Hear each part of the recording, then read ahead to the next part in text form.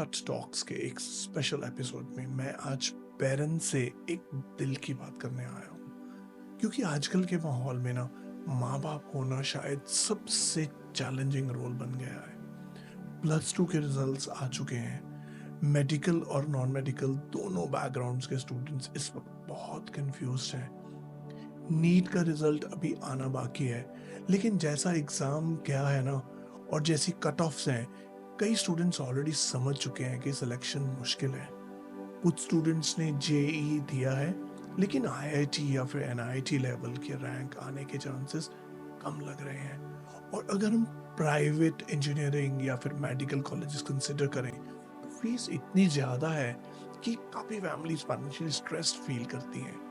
तब लगता है क्या एक और साल ड्रॉप करें, पर क्या गारंटी है कि अगला साल बेटर होगा, या फिर हम एक साल और वेस्ट कर रहे हैं। एक इंटरेस्टिंग फैक्ट आपके साथ शेयर करना चाहता हूँ। अभी जो नीट के स्टूडेंट्स 2025 में जिन लोगों ने दिया है उनके लिए, आपको पता है कि कितने बच्चे इस साल नीट में अपियर हुए हैं? मैंने अभी रिसर्च की थी, तो टू बी एग्जैक्ट 20,80,000 बच्चे अपियर हुए हैं इस बार नीट एग्जाम्स के लिए। और आपको पता है कितनी सीट्स हैं इंडिया में? अगर मैं बात करूं गवर्नमेंट सीट की तो वो है अराउंड 57,000, और अगर टोटल सीट्स की बात करें तो अप्रोक्सीमेटली 1,08,000। तो इमेजिन करें 20,80,000 बच्चे करीब 1 लाख सीट्स के लिए लड़ रहे हैं।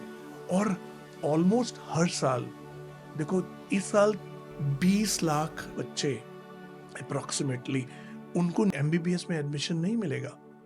तो ये एक बहुत सोचने वाली बात है। तो क्या एमबीबीएस ही एक रास्ता रह गया है? कि मतलब हमारे पास बहुत सारे क्वेश्चंस हैं, अब क्या करें? ये सबसे बड़ा सवाल होता है। मतलब इन सब के बीच जब टीवी पर आजकल हर रोज ब्रेकिंग न्यूज़ चलता है, बॉर्डर टेंशन्स दिखाई जाती हैं, वॉर लाइक सिचुएशंस, हेडलाइंस चल रही होती हैं, तो नेचुरली हर पेरेंट के मन में एक डर आता है कि बच्चे का करियर और सेफ्टी दोनों का फ्यूचर है। बच्चे का करियर और सेफ्टी दोनों का क्या फ्यूचर है? हर तरफ इंडिया का सिस्टम है, limited seats, high competition, private colleges की high fee, and on the top of that daily news updates जो एंजाइटी और अनसर्टेनिटी और बढ़ा देते हैं। तो आज पेरेंट्स सिर्फ करियर के लिए नहीं, सेफ्टी और स्टेबिलिटी के लिए भी ऑल्टरनेटिव्स देख रहे हैं। तो जब बॉर्डर पर तनाव होता है, जब इंटरनेशनल न्यूज में इंस्टेबिलिटी होती है, तो हर माँ बाप ये सोचता है क्या हमारा बच्चा मेंटली और फिजिकली सिक्योर है? यही वजह है आजकल फैमिलीज अब्रॉड एजुकेशन को एक सेफर, पीसफुल और लॉन्ग टर्म इन्वेस्टमेंट के रूप में देख रहे हैं। दूसरी तरफ अब्रॉड का ऑप्शन है ना, वो global exposure, better career clarity, structured education system. पर एक हेजिटेशन भी है, क्या हमारा बच्चा जिसने अभी +2 के एग्जाम्स दिए हैं 18 साल की उम्र में मैच्योर है? क्या अभी उसे घर से दूर भेजना ठीक होगा? क्या वो अकेला मैनेज कर पाएगा? मैं आज इसी डर, इसी कंफ्यूजन और इसी करियर डिफाइनिंग डिसीजन के बारे में बात करना चाहता हूँ। ये सिर्फ पढ़ाई का मुद्दा नहीं है, ये बात है फ्यूचर की क्लैरिटी, मैच्योरिटी और सेफ्टी की। मैं एक बात साफ करना चाहता हूँ, आपके बच्चे का फ्यूचर आज भी स्ट्रांग बन सकता है। बस जरूरत है सही डायरेक्शन में एक कदम उठाने की। हर बच्चा डॉक्टर या इंजीनियर नहीं बन सकता, और जरूरी भी नहीं है। आजकल ग्लोबल वर्ल्ड में डिमांड है nursing, lab technicians, mental health professionals, AI experts, data analysts, bio scientist, environment specialist और एलाइड हेल्थ एक्सपर्ट्स की। मेडिकल और नॉन मेडिकल दोनों स्ट्रीम्स के बच्चों के लिए ऑस्ट्रेलिया, यूके, कनाडा, यूएस, हर जगह ग्लोबली रिकॉग्नाइज्ड और future ready career options available हैं। विदाउट अननेसेसरी प्रेशर और अनसर्टेनिटी के। दूसरा, क्या 18 साल का बच्चा मैच्योर है? देखो, अगर सबसे बड़ा कंसर्न पेरेंट्स का यही होता है कि 18 साल का बच्चा मैनेज कैसे करेगा, मुझे ये कहना है कि मैच्योरिटी एज से नहीं आती, बल्कि एनवायरनमेंट और एक्सपोजर से आती है। जब एक स्टूडेंट स्ट्रक्चर्ड सिस्टम में जाता है ना, जैसे ऑस्ट्रेलिया, यूके या फिर यूएस या कनाडा, उनका एजुकेशन मॉडल है ना, तो हर चीज मॉनिटर होती है। उसमें classes, attendance, accommodation, medical support, part time jobs तक मॉनिटर रेगुलेटेड होते हैं। और मैं ये अपने 20 साल प्लस के एक्सपीरियंस से कह रहा हूँ। इंडिया में जो बच्चे स्ट्रेस्ड होते हैं ना, वहीं विदेश जाके रिस्पॉन्सिबल और सेल्फ ड्रिवन बन सकते हैं। सिस्टम है ना जो उनका वहां पे, उन्हें ग्रो करने के लिए पुश करता है। यस, शुरू शुरू के 2-3 महीने बहुत टफ होते हैं, होम सिकनेस होती है, लेकिन आजकल के स्टूडेंट्स है ना, दे आर वेरी स्ट्रांगली, मतलब they are very emotionally strong, digitally connected और ज्यादा अडेप्टेबल है। वो किसी भी सिचुएशन को अडेप्ट कर लेते हैं। मैं अपने बारे में बात बात करूं, मेरे दोनों बच्चे ऑस्ट्रेलिया में हैं। मेरी बेटी जो आज ऑस्ट्रेलिया में परमानेंट रेजिडेंट है, और मेरा बेटा अभी रिसेंटली दिसंबर 2024 में ऑस्ट्रेलिया गया है। वो भी +2 के बाद ही गए थे, और उनको भी ऐसा नहीं है कि प्रॉब्लम नहीं आई, लेकिन प्रॉब्लम क्या आई थी, फर्स्ट ऑफ ऑल उनका ये क्लियर था कि उनका करियर गोल क्या है। इसलिए जो उन्होंने डे 1 से यहाँ से एडमिशन लिया वही कंप्लीट किया, यूनिवर्सिटी चेंज नहीं की। और उनको सबसे बड़ा ये क्लियर था कि मुझे उन्हें क्या बनना है। जैसे अभी मैं अपने छोटे बेटे की बात करूं, उसको शुरू शुरू में क्या प्रॉब्लम आई थी, जैसे home you know home food को मिस करना। तो फूड, उसने उसका क्या किया, उसने अपनी मदर के साथ लाइव वीडियो कॉल्स पे वो सब चीजें बनाना सीखी जो उसको पसंद है।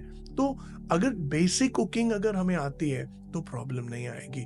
और जो सबसे बड़ा एक और होता है ना कि पेरेंट्स को मिस करते हैं, अगेन आपको ये मैं सजेशन दूंगा कि आप बच्चे के साथ इन टच रहिए, उससे बात करते रहिए। आप उससे ये मत पूछें कि काम पे गए हो कि नहीं, लेकिन ये पूछें कि आज आप कैसा फील कर रहे हो, क्योंकि जो शुरू वाले कुछ महीने हैं ना, इनमें उसको आपकी सपोर्ट की बहुत ज़रूरत है। अगर आप अवेलेबल हो ना उसके लिए, अगर आप दिन में 1 बार या फिर दिन में 2 बार उससे बात कर रहे हो, और जैसे जैसे वो वहाँ पे सेटल हो जाएगा, बिजी हो जाएगा, वो अपने आप, वो ठीक है, अब हफ्ते में 2 बार या 4 बार बात करेगा, तो ये भी कोई टेंशन वाली बात नहीं है, क्योंकि वहां पे अब वो सब कुछ मैनेज खुद कर रहा है। तो ये चीज आपको ध्यान रखना पड़ेगी फ्यूचर में जब आपका बच्चा जाएगा। एक और चीज जो मैंने अभी रिसेंटली ऑब्जर्व की है कि बहुत सारे बच्चे हैं जिनके +2 के रिजल्ट जैसे ही आया, उनके मार्क्स थोड़े कम रह गए। मतलब जितने एक्सपेक्टेड थे वो नहीं आए, या फिर नीट या फिर जेई में जब सिलेक्शन उनको मुश्किल लग रहा है, तो ये टाइम ना बच्चों के लिए बहुत मुश्किल है।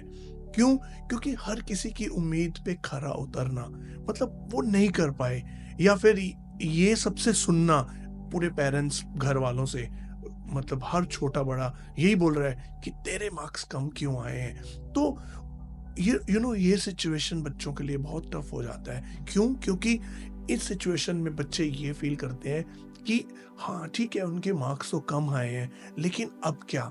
वो पता है, वो उनका मोरल डाउन हो जाता है। वो आगे की जो जर्नी है ना, जो देखो सोचो, आप अगर आप उसकी जगह होते तो क्या करते।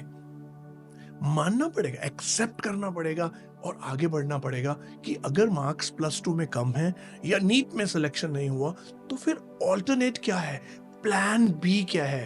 प्लान बी एक्टिवेट करो, क्योंकि अगर आपने प्लान बी एक्टिवेट नहीं किया, प्लान बी में आप इंडिया में कहीं अच्छी पढ़ाई देख सकते हो।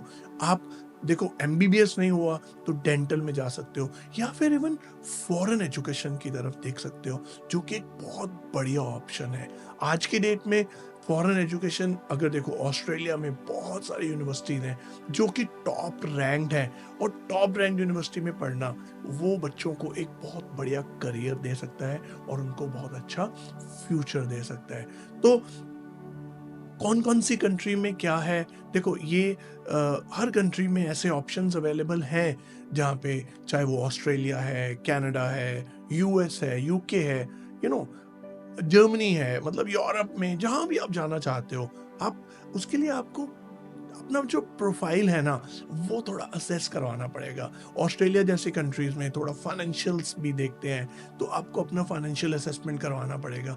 तो उसके लिए आपको आपको आज ही अपने घर से निकलना पड़ेगा और कहीं ना कहीं कोई अच्छा गाइड या फिर मेंटोर ढूंढे, कोई कंसल्टेंट या काउंसलर ढूंढे जो आपके बच्चे का इस डिफिकल्ट टाइम में और आपके इस कंफ्यूजन को बाहर निकाल सकता है। क्योंकि देखो, ऑस्ट्रेलिया, यूके, कनाडा, ये सब कंट्रीज ना एंट्रेंस बेस्ड नहीं है।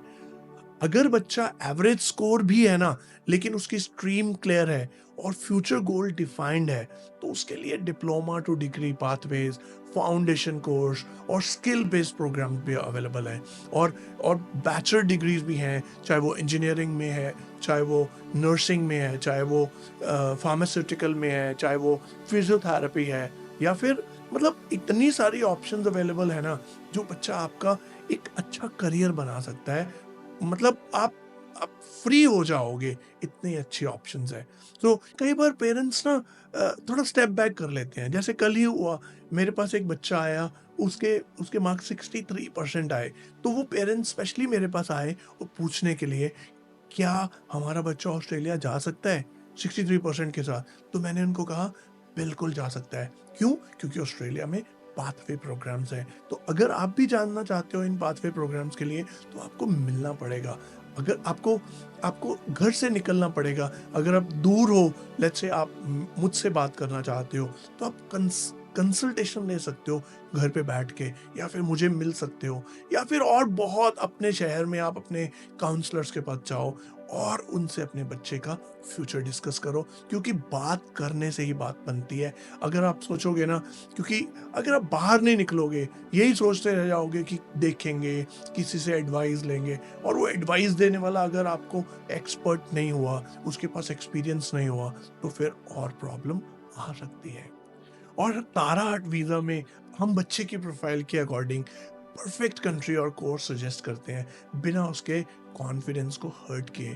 तो अगर मार्क्स एक्सपेक्टेड नहीं आए तो घबराने की ज़रूरत नहीं है, उसे समझने की ज़रूरत है। वो एक नंबर नहीं, एक पोटेंशियल है जिसको सही प्लेटफॉर्म पे शाइन करना बाकी है। तो अंत में मैं समझ सकता हूँ, जब भी रिजल्ट का टाइम होता है ना, हर पेरेंट फील करता है प्रेशर, फियर, डर और अनसर्टेनिटी। पता नहीं क्या होगा, कहीं डिसीजन गलत ना हो जाए, यही डर सबसे बड़ा होता है। पर मैं ये भी कहना चाहता हूँ, आपको अकेले डिसीजन नहीं लेना है। मैं तारा हट वीज़ा में आपके साथ हूँ हर स्टेप पे, और मैं पर्सनली गाइड करता हूँ।